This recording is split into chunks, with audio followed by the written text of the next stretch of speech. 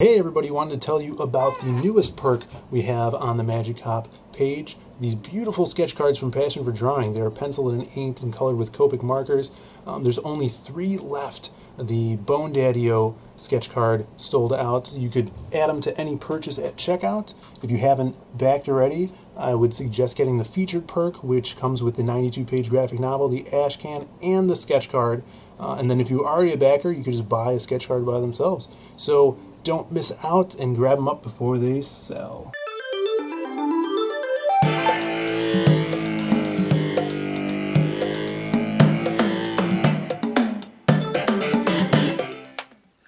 Hey, what's up everybody? This is Phil from Zade Comics. I am the writer and co-creator of Magic Hop, which is on Indiegogo right now. And I'm just one half of the 2 best looking brothers in all of comics. And today we are reviewing one of the 3 comics that came with the CyberFrog pack that I backed on Indiegogo. If you guys haven't seen the unboxing video for that, just put it up yesterday, so check that out. The link will be at the end of the video in the end screen cards, but we are looking at this first one, CyberFrog Amphibionix. Now this is a book that did come out with Harris Comics publication back in the 90s that, as you can see here, awesome cover, that Ethan threw in a little Ashcan action here. It is 20 pages. And let's talk about kind of the feel of the book here. It has a matte finish. It is not gloss, unlike the other 2 books that came in the tier that I backed.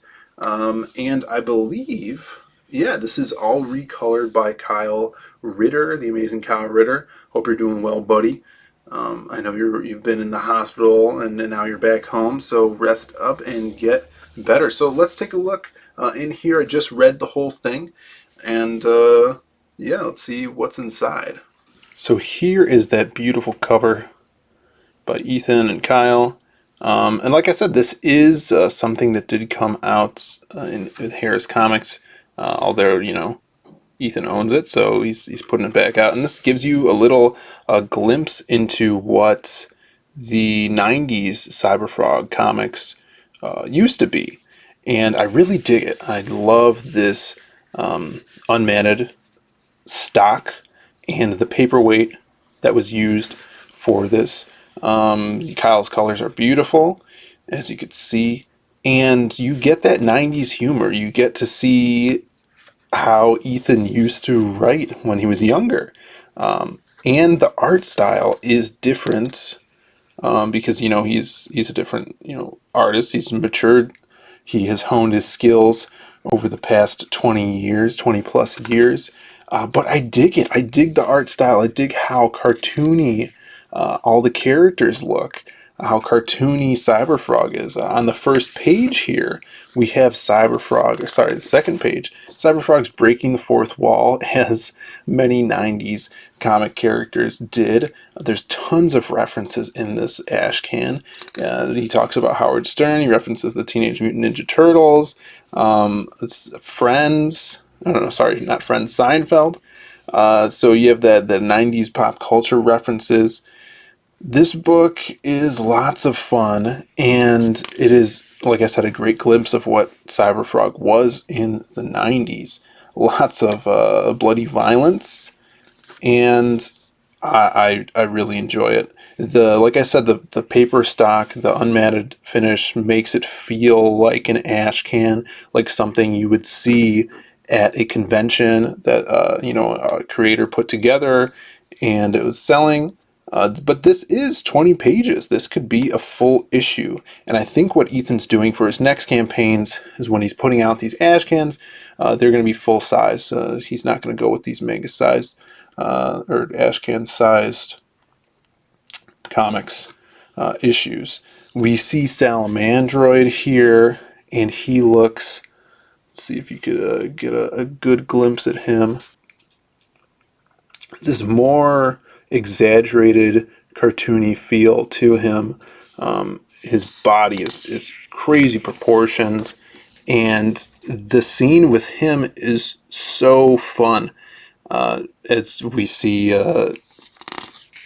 CyberFrog has the nun harpy stuck to his shoulder, very gruesome and bloody. And throughout the backdrop of this scene, Salamandroid is just wrecking this character Grizzly, who is this man that turns into a grizzly bear, and CyberFrog's paying no attention to it. And in the background, there's explosions, wailing, and screaming, and it's just a good comedy right there. You could see the humor of Ethan's writing coming through, and we get, Heather Swain. Heather Swain looking different than how we see her in Blood Honey, and the 1998 Ashcan, more of a 90s take. Lots of influences from 90s artists on this female form, and more of the exaggerated face, the bigger eyes, and now Ethan has honed his skills to be more of a realistic, towards the realistic side rather than the cartoony side. But I think it works with this character. He's a bombastic 90s character at this point in the canon of CyberFrog, at the canon, or in the life of this character. And I really like their relationship together. They're like buddies right at this point in time, helping each other out. Heather trying to get this nun off of CyberFrog. But it's a short, concise, fun story. I think it shows off where the character's coming from. And if you guys did back at the same tier that I did, getting both the Ashcans plus Blood Honey, I think reading them in this order as I am doing is the way to go, because you get the glimpse of how he was and who he is as he gradually grows through the 90s and into 2018 with Blood Honey. We even, get a glimpse of Heather's backstory. CyberFrog noticing a bruise on her stomach, and she's kind of, paying no attention to it. She changes the subject quickly, tells him, let's go get some chicken, and CyberFrog loves chicken. So it wraps up with a little comedy bit about how the nun's head was in the deep fryer, and someone gets fired over it. All in all, it was fun. You get action. You get to see the personality of CyberFrog. I love how Ethan writes dialogue and gives each character kind of a different voice, whether it be the way certain people say things, like Grizzly at the beginning. He's talking to the nuns, and he says "use" a lot. YOOSE. This is Grizzly up here. And it just adds to that character, and you don't see that a lot in comics anymore with dialogue. And I love this first shot of CyberFrog here. The colors are just dripping out of his eyes with energy that is super, super badass. And the kind of like shortening of the scene, because we have Grizzly right here with the nuns in the background, and the camera is looking at him. CyberFrog would probably be on the other side of the camera, but Ethan cut in a little scribbly box here so we could see them both staring down each other. That's the Ethan's knowledge of laying out a page and using the camera to his advantage. So we see him honing his skills at this time, and I dug it. So if you guys grabbed this, let me know what you thought, and what did you think of this review? Looking at the art, how he's grown. We're definitely going to do the other reviews of the 1998 Heather Swain Diary Ashcan, as well as CyberFrog Blood Honey. So leave a comment below. Let me know how you're liking it. Give us a like and subscribe. Hit that bell for notifications, because we do streams every Wednesday of new comic creators. And yeah, we will catch you next time with another review. See you, everybody. Did you guys know that Brandon Diaz, the artist of Magic Cop, has his very own Patreon page?